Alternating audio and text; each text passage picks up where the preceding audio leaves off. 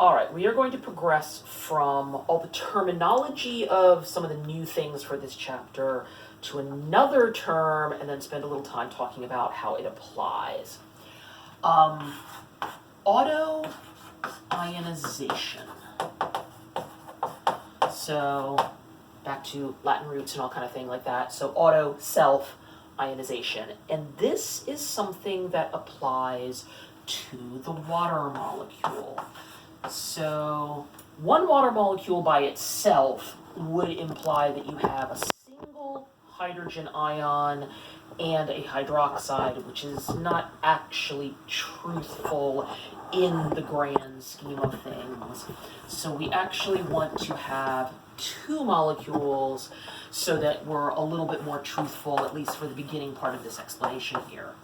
This is going to give you the traditional swap of the proton that occurs when you have hydronium and hydroxide. So two water molecules, one of the hydrogens migrates to the other molecule, and you end up with these two parts. Now, although this is something that happens with water, it is not a super popular or a super common event. We are going to comment that equilibrium lies far to the left. You end up with a K value that is incredibly small for this. We'll come back to the K value here in a moment. If you have pure water and you're at 25 Celsius, 2 out of a billion molecules do this. So this is why we're saying that you have mostly this with a very small fraction of what happens on that side. If we write the K expression for this, and I'm going to write it as a K prime to start with because this one is not the final version. So we're going to put the hydronium and the hydroxide on top, and we're going to put water squared on the bottom.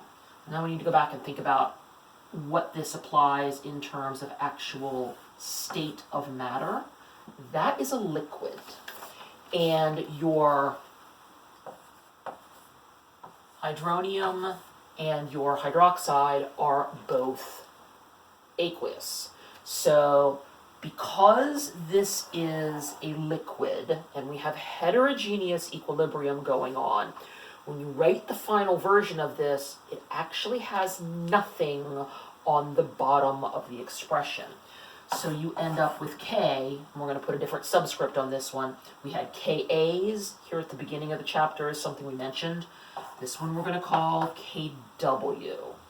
And I'm going to write the shorthand version of this that we mentioned back at the beginning of the chapter and call it just H plus and OH minus. There is no denominator on this particular type of expression, and it has a never-changing value. We are going to say that it is 1 times 10 to the negative 14th. So, we then think a little bit more about some of the number values that we're using here.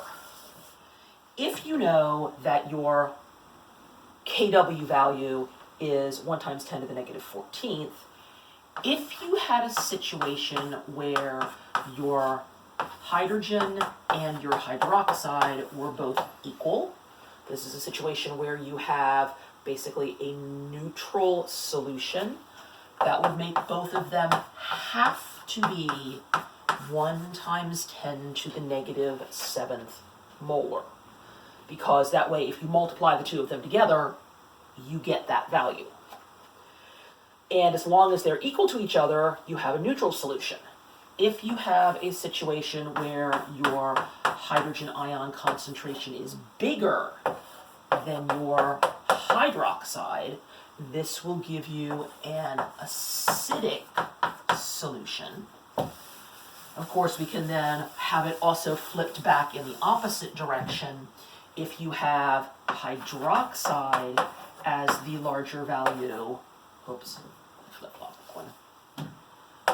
as the larger value compared to the hydrogen ion, then you have a basic solution.